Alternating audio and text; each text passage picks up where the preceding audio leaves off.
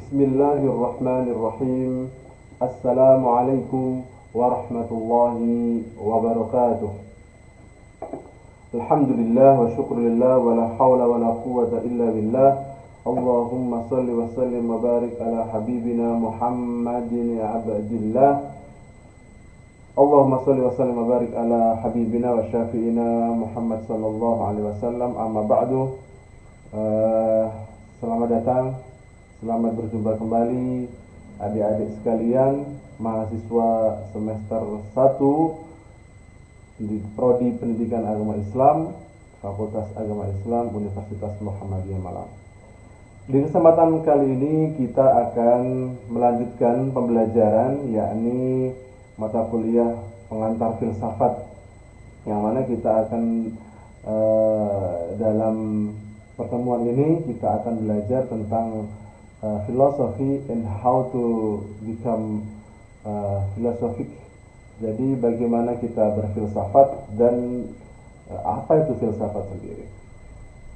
Sebelum kita masuk ke ranah yang lebih dalam, maka alangkah baiknya kita memberikan satu perenungan. Jadi saya akan membawa Anda ke dalam satu perenungan di mana dulu diceritakan bahwa pada abad keempat, kalau nggak salah, sebelum Masehi 399, itu konon salah satu seorang Greek philosopher, yaitu Socrates, yang mana dia tidak saja terkenal karena pemikirannya yang sangat brilian, tapi juga dia termasuk salah seorang pada zaman itu orang yang senang sekali bertanya. Ia banyak mengajukan pertanyaan-pertanyaan to everyone, to everybody he meets, yaitu kepada siapa saja yang dia jumpai, yang mana pertanyaan ini membuat sebagian orang menjadi lebih arif, menjadi lebih sadar diri, menjadi lebih pintar, menjadi lebih berpikir, jadi seperti itu. Jadi more question he asked, yang mana dia tanyakan adalah terkait banyak hal, filsafat hidup, terkait everything yang mana menurutnya itu penting. Sehingga tapi juga di sisi lain banyak orang yang sadar diri, ada juga orang-orang yang merasa tercemooh atau terhina atau tersudutkan dengan pertanyaan-pertanyaan yang sangat mendasar dari salah seorang Greek philosopher atau filosof Yunani, yaitu Socrates. Nah, termasuk yang di sini adalah para penguasa dan tokoh masyarakat. Nah, pertanyaan-pertanyaan ini dianggap berbahaya dan subversif. Jadi sama kayak zaman sekarang atau keadaan Indonesia sekarang. Ketika kita bertanya terkait hal-hal yang filosofis, yang mana ini mendasar, seperti halnya ketika diadakan kemarin di RUU Cipta Kerja, ketika ditanya yang sangat mendasar lebih detail, itu pemerintah seakan tidak ingin membahas yang lebih detail. Jadi ada yang merasa terhinakan. Nah, pertanyaan yang menyadarkan banyak membuat para generasi, para orang-orang muda pada zaman itu menjadi ragu terhadap, kalau pada zaman itu terhadap status quo, lalu mereka tidak percaya lagi dengan penguasa, lalu bahkan seakan-akan dia itu berontak.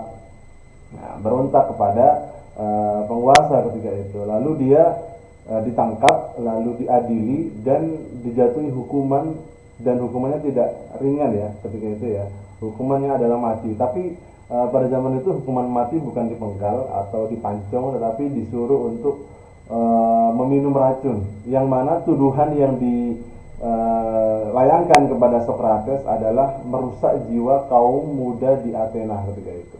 Sama sekarang banyak sekali para tokoh yang dihinakan atau ditangkap. Ada yang ditangkap di subuh hari, pada pagi hari, malam-malam, dan lain sebagainya, yang mana mereka dituduh menyebarkan isu hoax yang tidak berlandaskan. Tapi ketika ditanya, pemerintah juga tidak bisa menjawab, seperti itu. Kata dia harus minum racun untuk menebus kesalahannya. Nah, Di sisi lain pada waktu itu Socrates juga memiliki banyak kawan ya. Tapi kawannya ini tidak hanya kalangan orang-orang bawah. Kawan Socrates ketika itu terdiri dari juga para konglomerat, orang yang kaya raya, orang yang memiliki harta yang melimpah. Nah, orang-orang konglomerat ini juga memiliki channel atau link ke penguasa pada saat itu, sehingga ditawarkan kepada Socrates apakah dia ingin bantuan untuk bisa kabur atau untuk bisa kabur dari penjara, kabur dari kawalan para penjaga ketika itu, untuk melarikan diri dari hukuman yang sudah yang dia harusnya terima, yaitu hukuman mati. Nah, kira-kira kalau orang yang sudah dijatuhi hukuman mati secara praktis itu akan sangat menginginkan untuk bisa keluar dari penjara, ya kan? Nah, secara umum banyak sekali fakta, misalnya orang yang ditangkap melarikan diri, yang kemarin baru rame-rame itu ada gembong narkoba, sabu-sabu, siapa itu namanya, Cai Pangcai kalau nggak salah, Cai Panglai atau apa itu, yang dari Cina. Dia bisa kabur setelah jam 3 dini hari melalui membuat lubang dari penjaranya ke bawah sedalam 2 meter, lalu membuat lubang lagi sampai keluar lapas sepanjang 30 meter. Dan ini dilakukan selama 8 bulan. Nah, ini kan sebuah hal yang unik ya. Banyak kejanggalan juga sebenarnya. Mengapa 8 bulan tidak bisa diketahui orang menggali lubang, lalu tanahnya yang dibuat lubang itu kalau dikira-kira bisa jadi 2 truk. Nah, ini tapi tidak ada hasilnya. Tapi ini adalah satu fakta bahwa setiap orang yang dipenjara pasti menginginkan untuk keluar, kabur dari penjara itu. Nah, ini tawaran ini diberikan kawan-kawan Socrates untuk keluar dari penjara, yang mana teman-temannya yang konglomerat ini bersedia menyuap para sipir penjara, sipir lapas lah istilahnya kan. Tapi kira-kira Socrates mau tidak? Baru menurut manusia praktis ini menggiurkan ya. Tetapi bagi Socrates ini tidak layak. Ia berkata kepada kawan-kawannya bahwa before they accept their offers, sebelum menerima tawaran mereka, perlu ditentukan terlebih dahulu. Ada satu pertanyaan dari Socrates yang mana teman-temannya tidak bisa menjawab ini. Apakah perbuatan melarikan diri itu layak bagi Socrates, yang mana ketika itu dia dianggap orang yang brilian ya. Inilah salah satu ucapan filsuf. Inilah ucapan seorang filosof yang mana ketika teman-temannya ini tadi yang konglomerat memberikan jawaban bahwasanya dia harus selamat, punya keluarga, segala macam alasan-alasan itu, tidak semuanya bisa membuat Socrates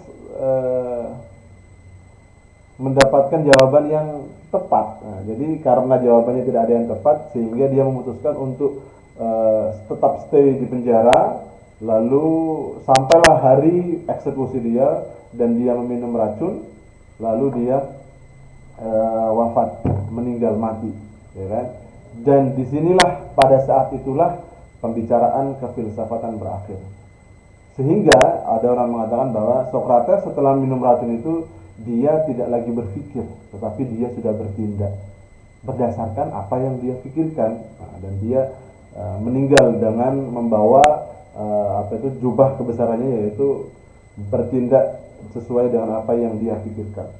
Nah, ini satu fenomena yang bagus ya untuk kita membuat acuan bahwa sebenarnya filsafat ini apa, berpikir filosofis ini seperti apa, ciri-cirinya seperti apa, bagaimana kegunaannya apa, cabang-cabangnya seperti apa, lalu nanti kalau sudah berpikir filosofis ini nanti jadinya seperti apa, apakah ini penting atau tidak. Nah, kita akan bahas satu persatu di kelas dan pertemuan kali ini. Nah, banyak sekali anggapan umum bahwa terkait filsafat ini ya, yang mana kita kalau kita renungkan sama-sama bahwa banyak yang menganggap filsafat ini adalah satu kajian yang sangat rumit. Satu kajian yang mana ini adalah sangat rumit, yang sangat sulit, dan digambarkan seorang filosof itu memiliki IQ yang sangat tinggi, atau kerjaannya itu adalah mikir tok, tidak mengerjakan apa-apa. Nah, ini adalah sebuah anggapan yang mana anggapan ini mungkin tidak begitu benar ya. Nah, sebenarnya masalah pokok filsafat adalah persoalan yang mana setiap orang pikirkan. Jadi persoalan filosofis atau filosofik apa itu namanya isu adalah termasuk sebenarnya dipikirkan oleh semua orang. Dalam hidup kita mungkin ya tetap pernah mempertanyakan bahwa kenapa kita harus melakukan ini, kenapa kita harus kuliah misalnya, kenapa kita harus masuk kampus, kenapa kita harus daftar bayar, habis itu di kampus kita mendengarkan apa itu namanya masuk ambil SKS, masuk kuliah, mengapa dan mengapa. Nah, apa itu namanya, pertanyaan ini adalah salah satu ciri orang sudah berfilsafat. Ketika dia menanyakan alasan sesuatu hal atau reason dari segala sesuatu, maka dan pertanyaan ini digolongkan menjadi pertanyaan yang filosofis, maka dia termasuk orang yang sudah berfilsafat. Karena apa? Pertanyaannya sangat filosofis. Nah, seperti itu. Ini contoh apa itu namanya simple ya. Jadi tidak semua tidak anggapan bahwa filosofis adalah hal-hal yang sangat sulit lalu tidak bisa dimasuki. Nah, ini juga sebenarnya kurang benar juga. Tapi kita harus punya anggapan bahwa kita kalau berpikir yang sangat filosofis adalah ketika kita berpikir menanyakan hal-hal yang dengan tanda kutip hal-hal yang bersifat filosofis juga gitu. Hal-hal yang bersifat filosofis itu yang seperti apa? Nah, kita akan bahas juga di sini. Selanjutnya topik kajian kita pada pertemuan kali ini tadi baru mukadimah ya. Kita akan membahas tentang what is philosophy, lalu kita akan membahas tentang karakteristik atau ciri-ciri. Selanjutnya objek kajian, lalu cabang dari ilmu filsafat, juga fungsi atau kegunaan dari filsafat ini sendiri. Selanjutnya kita memulai definisi. Berarti definisi ini kita membahas tentang ini ya. Ada etimologi, yaitu asal usul bahasa, ada juga terminologi. Nah, di dalam definisi ini dibagi menjadi dua hal, yaitu di ranah semantik atau semantically, semantik juga apa itu namanya dalam hal praktis. Kalau dalam hal semantik istilahnya atau secara etimologinya, yaitu di filosofi ini diambil dari kata filosofia. Nah, filosofia ini dari sebenarnya kalau orang Indonesia filsafat itu berarti biasanya ngambil atau apa itu namanya dari kata bahasa Arab. Kalau bahasa Arabnya namanya al-falsafah.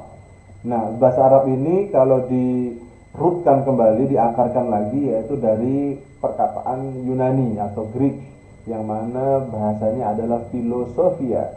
Nah, filosofia ini terdiri dari dua kata. Kata yang pertama adalah philos, kata yang kedua adalah sophia. Philos ini artinya cinta atau sahabat, sophia ini artinya pengetahuan atau kebijaksanaan. Nah, secara semantik atau secara etimologi di sini artinya bahwa filosofia itu adalah mencintai sebuah kebijaksanaan, mencintai kebenaran, mencintai ilmu pengetahuan. Jadi kalau kita sudah mencintai kebenaran, mencintai berpikir yang logis, itu sudah termasuk filosofia atau filsafat. Nah, secara praktis bahwa filsafat adalah berpikir secara mendalam dan sungguh-sungguh. Jadi kalau kita tidak bisa dinafikan bahwa kita sering berpikir secara mendalam, kita sering berpikir tentang kehidupan ini, bagaimana life after death atau hidup setelah mati, apa tujuan hidup kita sekarang. Ini adalah termasuk pertanyaan-pertanyaan yang filosofis. Jadi definisinya adalah filsafat secara semantik adalah kita cinta, mencintai, yaitu yang namanya kebenaran, mencintai kebijaksanaan. Nah, bagaimana menurut para ahli, menurut para filosof, yaitu di sini saya bentak. Sebenarnya banyak sekali definisi yang mendefinisikan filsafat ini, tetapi saya rangkum ada 5 yang mewakili ini. Ada 2 dari Yunani, 1 dari Islam, yang paling tengah, dan yang paling kiri adalah dari Western philosopher. Plato, yaitu pada tahun sekitar abad 4 sampai abad ke-5 sebelum Masehi, dia mendefinisikan bahwa filsafat adalah pengetahuan, yang mana pengetahuan ini berminat atau ditujukan untuk mencapai pengetahuan tentang apa? Pengetahuan terkait kebenaran yang orisinil atau kebenaran yang asli. Jadi filsafat tidak lain adalah pengetahuan tentang segala sesuatu yang ada, pengetahuan tentang existence atau segala sesuatu yang eksis. Nah, ini dari Plato. Sedangkan Aristotle, atau kita sebut Aristoteles, lebih muda lagi ya.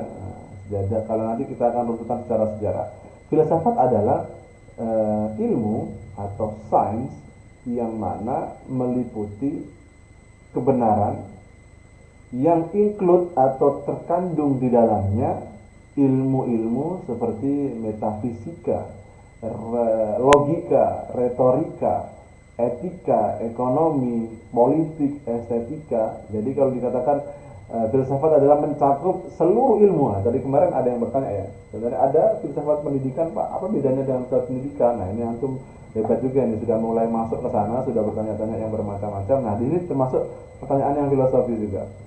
Nah, jadi filsafat adalah mencakup seluruh ilmu. Nah, tadi apa itu namanya dikatakan Aristotle, ilmu apa tadi, metafisika, retorika, logika. Jadi semua cabang keilmuan itu masuk ke dalam ranah filsafat. Nah, dari sini filsafat memiliki kewajiban. Apa kewajibannya? Adalah untuk menyelidiki, untuk menemukan sebab dan asas dari segala sesuatu. Jadi mencari apa itu namanya akar atau pondasi atau asal dari segala sesuatu. Nah, berarti kalau dia mengambil asas atau asal dari segala sesuatu, maka filsafat termasuk ilmu yang sangat umum, sangat general, sangat universal, umum sekali ya. Berarti tugasnya adalah tentang sebab telah dibagi, yaitu bahwa pembagiannya sangat luas sekali. Dia membahas tentang seluruh ilmu, yaitu akar dan asal dari seluruh ilmu. Sedangkan Al-Farabi ini dikatakan memang dari Ustadzul Falasifah, jadi guru-guru para filosofer, guru filsafat di dalam Islam.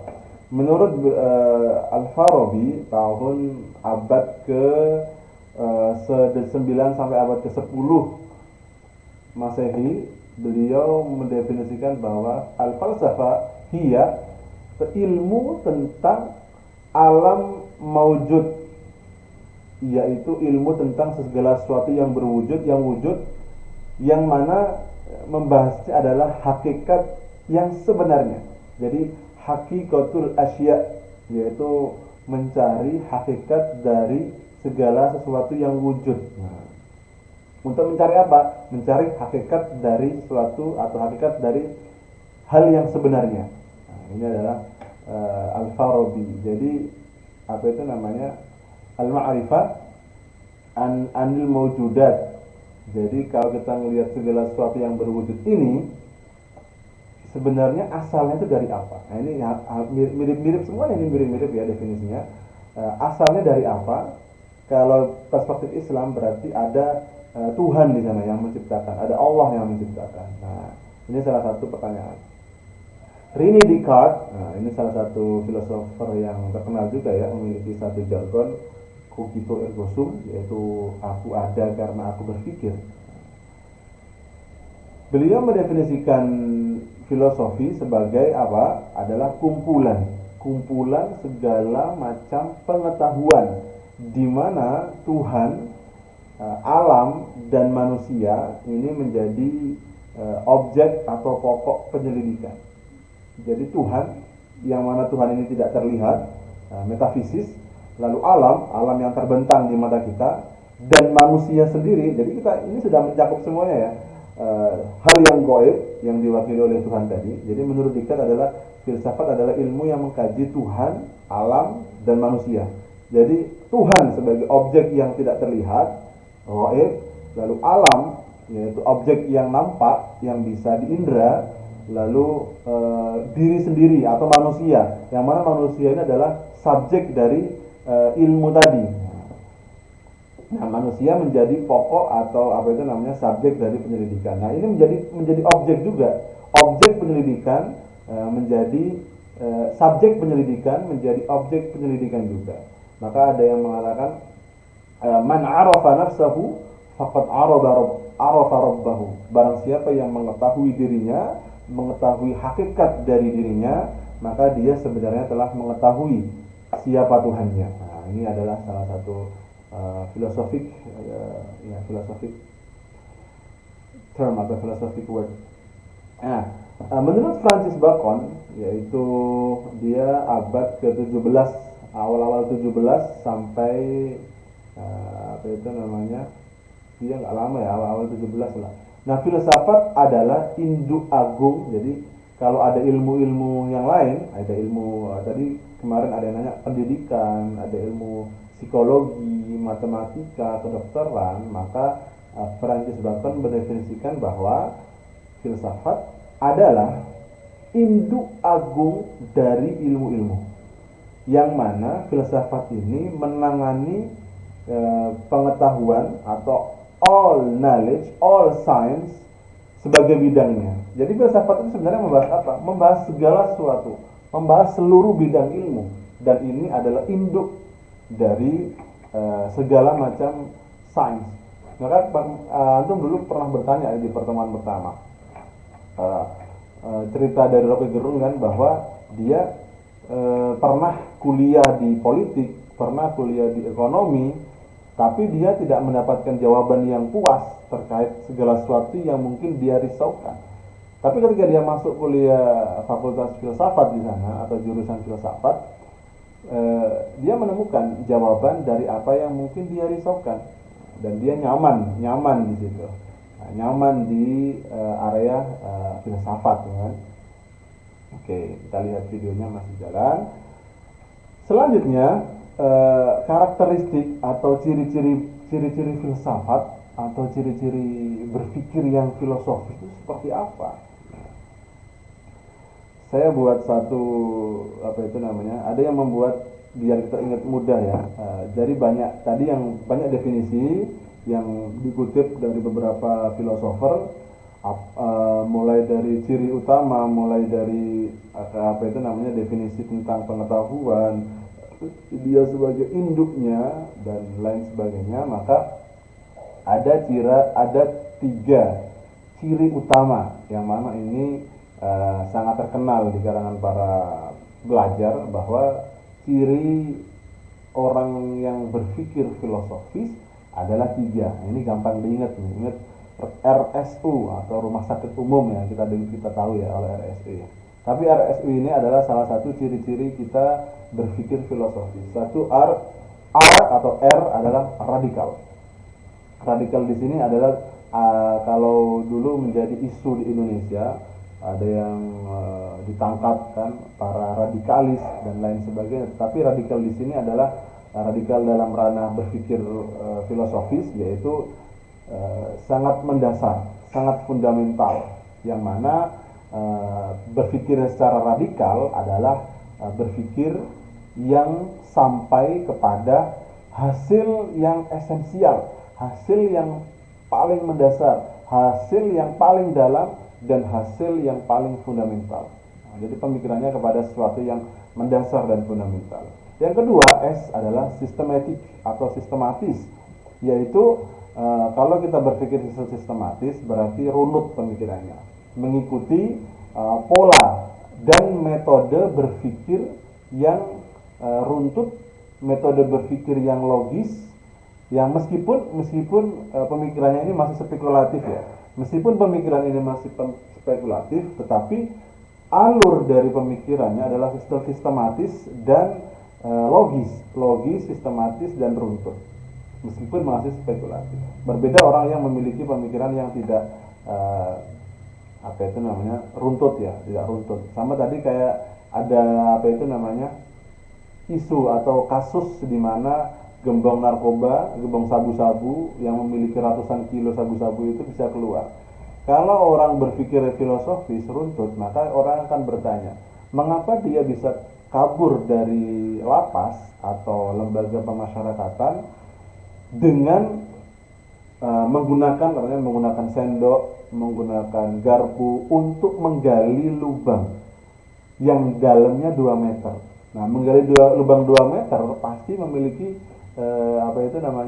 tanah kan, kalau kita lubang itu tanah, dan lubang ketika dikeluarkan itu semakin banyak karena kalau di tanah itu padat, lalu ketika kita gali itu akan menjadi ambiar, tidak padat lagi kan. Dan dia menggali terowongan yang 2 meter tadi itu sejauh 30 meter untuk bisa keluar dari lapas dan muncul lagi di gerbang atau di pagar di depan orang yang di samping lapas ketika itu. Nah, ini menjadi satu pertanyaan. Kalau pertanyaan mendasarnya, kemana tanah yang mana kalau seandainya dikumpulkan, tanah yang 2 meter ke bawah lalu 30 meter ke sana, itu kalau dikumpulkan menjadi 2 truk kira-kira. Itu kemana tanahnya? Lalu kalau orang biasa menggali lubang dengan dalam 2 meter lalu jalan, itu pasti akan kesusahan untuk bernafas, ya kan? Jadi banyak sekali pertanyaan-pertanyaan mendasar. Bagaimana, mengapa kok nggak bisa ketahuan, yang mana katanya menggali lubangnya selama 8 bulan, mengapa tidak ketahuan, mengapa ketika dikatakan juga bahwa kasus ini ketahuan pada siang hari. Lalu di pagi harinya, kalau di lapas itu biasanya ada apel narapidana ya. Itu kenapa nggak tahu, kata teman-temannya, dia tertidur. Kenapa nggak dibangunkan oleh sipir, para penjaga? Jadi banyak sekali pertanyaan spekulatif, namun ini sistematis, yang mana tidak bisa dijawab. Sehingga ada 5 orang staf di lapas itu dinonaktifkan karena terendus bahwa dia menerima suap untuk membantu salah seorang narapidana kabur dari lapas. Yang ketiga adalah universal. Yang universal ini adalah menyeluruh. Seperti halnya kalau di dalam qawaid fiqhiyah itu namanya qadhiyah 'amah. Jadi segala sesuatu yang menyeluruh, yang universal. Yang mana universal ini adalah pemikiran yang sangat luas dan tidak mencakup satu aspek dan tertentu saja. Jadi aspeknya adalah sangat luas, menyeluruh dan tidak terbatas seperti itu. Nah, ada juga yang menambahkan ciri-ciri. Kalau tadi ciri-ciri utama, ciri-ciri dasar ya, gampang menghafalnya, RSU, radikal, sistematis dan universal. Ada juga yang menambahkan, nah ini saya tambahkan, sebenarnya banyak juga kalau mau menambahkannya. Tapi ini yang urgent, yang saya lihat ini adalah urgent atau penting. Yang pertama adalah deskriptif. Nah, deskriptif, lalu kritis, lalu analisis, evaluatif, dan spekulatif. Maksudnya apa di sini? Deskriptif itu apa? Yaitu uraian yang terperinci tentang everything, existence, segala sesuatu. Nah, menjelaskan mengapa sesuatu atau orang atau somebody itu melakukan ini. Kenapa ini bisa terjadi? Kenapa orang itu melakukan ini, ya kan? Makanya tadi ketika diambil dari kasus kaburnya seorang narapidana tadi, mengapa hal yang 8 bulan ini bisa terjadi? Mengapa bisa begitu? Ini adalah pertanyaan yang deskriptif ya. Yang kedua, kritis, yaitu kalau kita dengar kritis berarti kan mengkritik. Mengkritik berarti apa? Untuk mempertanyakan segala sesuatu, everything, termasuk dari hasil dari filsafat sendiri. Sebenarnya makanya kita kritis. Kita ngapain belajar filsafat kalau memang tidak ada manfaatnya? Nah, kita lihat nanti kegunaannya. Dan tidak menerima begitu saja apa yang terlihat sepintas. Nah, kita kalau melihat informasi, kalau kita berpikir ini penting karena apa?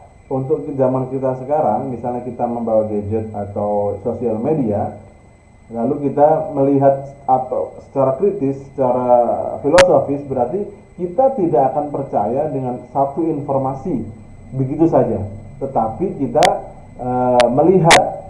Lalu kita ada yang mengatakan sharing atau saring before sharing. Kita menyaring segala informasi yang masuk ke kita. Kita tidak melihat sepintas saja. Jadi kita kalau melihat fenomena yang ada di masyarakat, kita tidak lantas langsung percaya. Kita harus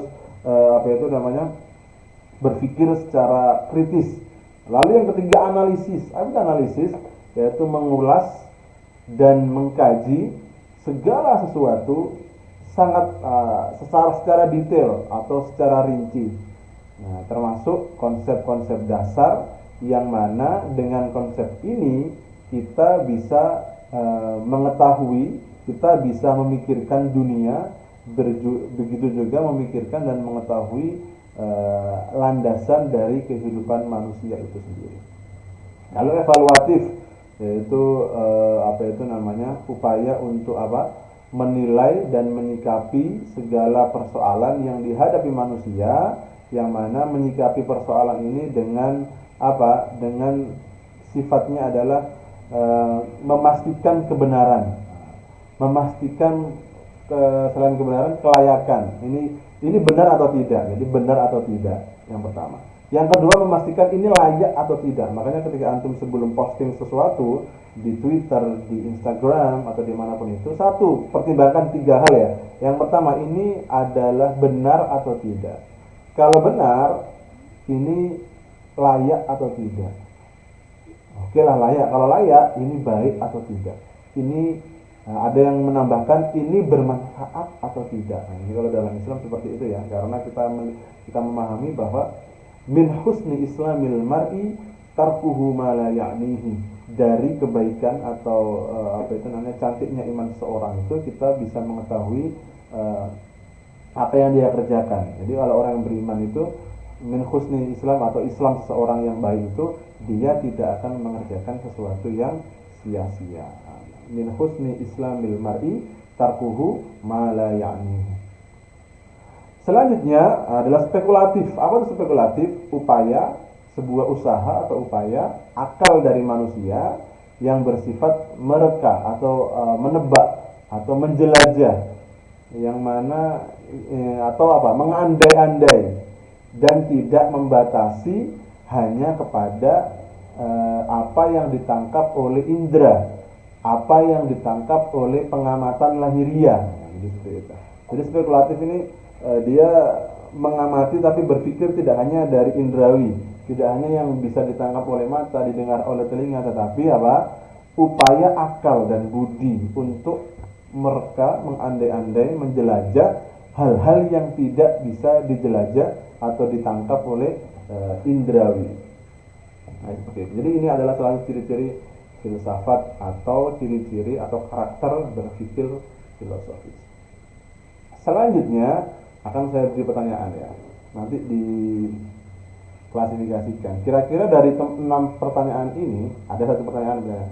Pada temperatur berapa es akan mencair? Nah, ini pertanyaannya ya.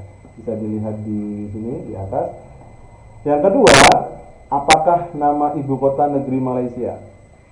Yang ketiga, siapakah yang menjadi presiden pertama USA? Apakah teori atom ada gunanya dalam menjelaskan proses fotosintesis? Bagaimana agama itu bisa mengubah seseorang? Apakah tanggung jawab moral sejalan dengan determinisme yang dipegangi sebagai besar penelitian ilmu alam? Nah, dari 6 pertanyaan ini, kira-kira mana yang pertanyaan filosofis? Dijawab di komentar ya. Nah. Selanjutnya, objek kajian filsafat. Nah, ini ada yang membagi menjadi dua hal. Sebelum kita bahas objek, bahwa ada dua metode seorang itu mempelajari filsafat. Metode yang pertama adalah metode historis, Metode yang kedua adalah metode sistematis. Yang mana metode historis ini adalah membahas filsafat dengan mempelajari sejarah perkembangannya sejak dahulu awal lahirnya hingga sekarang. Perkembangannya bagaimana, sejarahnya bagaimana, naik turunnya bagaimana, itu metode historis. Kalau metode sistematis adalah dengan cara mempelajari isi atau objek dan lapangan pembahasannya yang mana diatur dalam bidang-bidang tertentu. Nah, ini misalnya kayak membahas aliran rasional. Nah, ini baru cari siapakah filosofer yang alirannya rasional. Macam-macam ya, ada René Descartes dan lain sebagainya. Jadi diambil objeknya, secara objeknya, mempelajari isinya. Misalnya etika, filsafat etika ada di Jerman, Immanuel Kant dan lain sebagainya. Jadi diambil satu isu atau objek, baru diambil filosofer atau filsuf yang membahas objek dan isi kajian itu. Nah, tadi menyinggung Immanuel Kant. Dia salah seorang filosofer etika yang mana ini pada abad ke-18an di Jerman ya, dari Jerman. Dia merumuskan filsafat sebagai ilmu pengetahuan yang menjadi pokok, pangkal, dan puncak dari segala pengetahuan. Pokok, pangkal, dan puncak. Jadi dasar dari pengetahuan, juga puncak dari pengetahuan. Nah, yang mana mencakup 4 persoalan, yang metafisik, etik, religion, dan antropologi. Nah, maka ketika disinggung objek kajian, di sini saya melihat dan membaca beberapa referensi. Ada 2 pembagian secara umum, yaitu objek, material object, dan juga formal atau objek formal. Objek material adalah sebenarnya yang meneliti. Yang menjadi pembahasannya adalah segala sesuatu yang ada. Everything exists, itu adalah objek material, yang mana terbagi menjadi 3 alam, yaitu alam empiris, bisa dilihat, bisa diraba, bisa didengar. Yang kedua, alam pikiran, yang mana ini tidak bisa diketahui ya. Alam pikiran itu alam andai-andai. Sama kayak antum melihat Tom and Jerry itu kan alam pikiran, alam andai-andai. Lalu kemungkinan. Nah, ini kemungkinan ini contohnya adalah misalnya tentang Tuhan. Ini kalau di barat atau filsafat perspektif barat dan Yunani dan lain sebagainya, itu masih alam kemungkinan. Mereka tidak percaya Al-Quran kan, mereka tidak percaya khobar sodik, tapi mereka mengkategorikan misalnya filsafat tentang Tuhan ini adalah dalam wilayah kemungkinan. Apakah Tuhan itu ada? Tapi mereka percaya Tuhan itu ada, tapi apakah Tuhan itu berwujud? Apakah kita bisa bertemu dengannya nanti ketika setelah mati? Nah, ini macam-macam ya. Ini adalah material, yang mana material ini adalah salah satunya adalah kemungkinan, masih sifatnya probabilitas. Lalu objek formal. Objek formal adalah di sini sudut pandang, dari mana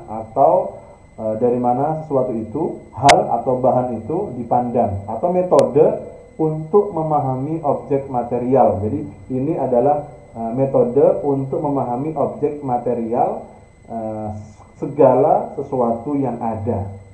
Jadi empiris, alam pikiran, dan kemungkinan. Ini adalah termasuk dari objek dari kajiannya. Ini sudah 30 menit. Selanjutnya ada di buku Hammersma, Pintu Masuk ke Dunia Filsafat, ada 4 dikategorikan cabang dari ilmu filsafat.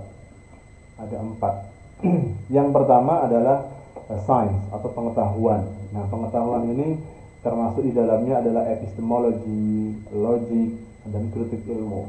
Lalu ada lagi cabang yang kedua adalah, ini bukan menyeluruh segala sesuatu atau fakta, kenyataan yang menyeluruh, yaitu metafisik, ontologi, antropologi, kosmologi, penciptaan segala sesuatu, bagaimana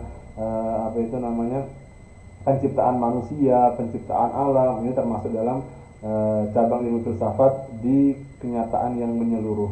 Ketiga ada filsafat tindakan, ya, tindakan manusia. Tadi karena objeknya adalah, kalau menurut René Descartes adalah Tuhan, alam, dan manusia, maka tindakan manusia pun menjadi objek filsafat, yaitu etika dan estetika, keindahan segala sesuatu. Selanjutnya ada sejarah dari filsafat itu sendiri. Jadi ini termasuk tiga dari aspek yang dikategorikan oleh René Descartes, yaitu God, lalu alam, realitas alam, dan juga manusia itu sendiri. Selain itu ada juga pengkategorian dari cabang-cabang ilmu filsafat dari Cheng Liang Ji dalam bukunya Pengantar Filsafat Ilmu, yaitu ada metafisika. Metafisika itu adalah, nanti kita bahas satu persatu ya. Metafisika, ada epistemologi, ada metodologi, ada logika, ada etika, estetika, dan sejarah filsafat. Nah, apa itu metafisika? Membahas tentang sesuatu yang ada dan tidak ada. Epistemologi membahas tentang teori pengetahuan. Metodologi adalah teori tentang method atau metode orang mendapatkan ilmu. Logika adalah tentang menyimpulkan dari segala sesuatu yang ditangkap oleh rasio atau pikiran kita. Ada etika tentang pertimbangan moral, akhlak. Kalau estetika di sini adalah tentang keindahan. Nah, keindahan ini sifatnya absolut apa tidak, bagaimana orang memandang sesuatu itu indah, tapi menurut orang lain tidak indah. Nah, ini segala nanti kita bahas satu-satu. Yang terakhir adalah sejarah dari filsafat itu sendiri. Nah, dari ini adalah salah satu klasifikasi dari Cheng Liang Ji dalam bukunya Pengantar Filsafat Ilmu. Terakhir sebelum kita tutup, kegunaan filsafat. Nah, ini ada macam-macam kegunaan dari filsafat ya. Tadi dikatakan bahwa apakah filsafat hanya sebatas mencukupi SKS kuliah. Nah, Pak, ini kayaknya hanya sebatas mencukupi SKS, atau hanya atau benar-benar dia kebutuhan akademis. Nah, atau memang benar-benar seluruh ilmu itu membutuhkan filsafat, kan gitu kan. Satu, filsafat adalah ilmu yang mana darinya kita mendapatkan jawaban filosofis dari terhadap apa dan berbagai macam persoalan hidup kita. Persoalan dan permasalahan dunia, kita akan mendapatkan jawaban yang baik itu dari filsafat. Yang kedua, setelah orang mendapatkan jawaban yang baik tadi, dia akan menjadi seorang yang arif dan bijaksana. Seperti halnya tadi kosakatanya atau arti secara etimologinya, filosofia, mencintai kebijaksanaan. Selanjutnya, ketika seorang sudah mendapatkan jawaban, maka dia akan mampu untuk menuntaskan persoalan hidupnya, masalah hidupnya. Dia akan berpikir selalu bahagia. Dia akan berpikir sangat sistematis. Nah, jadi segala sesuatu yang dia lakukan itu sangat positif dan bermanfaat bagi orang-orang di sekitarnya. Yang terakhir, ini adalah memperluas bidang-bidang keinsafan. Yang mana kalau kita lihat fenomena sekarang ya, banyak orang-orang yang titelnya profesor, doktor, memiliki pengetahuan yang sangat banyak, tetapi dia licik dan picik. Penampilannya bagus, tetapi dalam hatinya kita tidak tahu kan bagaimana dia memiliki pemahaman terkait segala sesuatu. Nah, ini termasuk di sini nih. Kalau dia tidak memahami dan tidak bisa berpikir filosofis, maka bidang keinsafannya tidak luas. Dia akan menjadi sangat praktis dan praktis dan pragmatis. Dia akan hanya memikirkan dirinya, hanya memikirkan anak dan cucunya. Dia tidak memikirkan masyarakat. Kalau dia menjadi pejabat, dia akan merugikan masyarakat. Dia akan merugikan para rakyat kecil dan sebagainya. Ini bukan kritik terhadap negara ya, tapi ini adalah salah satu jika seseorang itu tidak bisa dan tidak mampu berpikir secara filosofis. Nah, disinilah filsafat mampu membuka dan menyibak tabir atau awan tebal yang menyelimuti matahari atau surya kearifan, serta membantu membebaskan kita semuanya, manusia, dari tempurung yang mana ini adalah menyesatkan diri kita. Nah, ketidakmampuan dalam berpikir filosofis menghalangi kita untuk mendapatkan jawaban dari, dan jawaban adalah jawaban yang pasti dari permasalahan kehidupan kita, yang mana kita akan terhalangi untuk menjadi sadar, menjadi insaf, dan akan lebih angkuh kalau seandainya seperti itu, angkuh dan sombong. Padahal kalau kita melihat manusia sendiri, dia adalah makhluk yang sangat terbatas, makhluk dengan segala macam kekurangan, yang mana dengan filsafat ini kita manusia akan menjadi lebih manusiawi. Kita makhluk yang beradab akan menjadi makhluk yang lebih beradab. Kita manusia akan menjadi arif dan lebih bijaksana. Saya kira itu untuk pertemuan kali ini. Saya kasih tugas. Ini sudah selesai slide-nya. Saya kasih tugas. Buatlah 2 pertanyaan dalam wilayah pendidikan, yang mana pertanyaan ini merupakan pertanyaan filosofis. Ya. Buatlah 2 pertanyaan dalam wilayah pendidikan yang merupakan pertanyaan filosofis beserta jawabannya. Dan ini silahkan ditulis mau di ilmu apa di kolom komentar ya. Nah, ini di ilmu saja. Ini di ilmu. Kalau yang di kolom komentar tadi adalah pertanyaan dari 6 pertanyaan tadi, mana yang termasuk dikategorikan dari pertanyaan yang filosofis. Terima kasih rekan-rekan sekalian. Jumpa lagi di pertemuan selanjutnya. Semoga apa yang kita pelajari pada kesempatan kali ini bermanfaat bagi kita dan juga menjadikan diri kita menjadi lebih arif dan bijaksana. Terima kasih. Wabillahi taufiq wal hidayah war ridha wal inayah. Wassalamualaikum warahmatullahi wabarakatuh.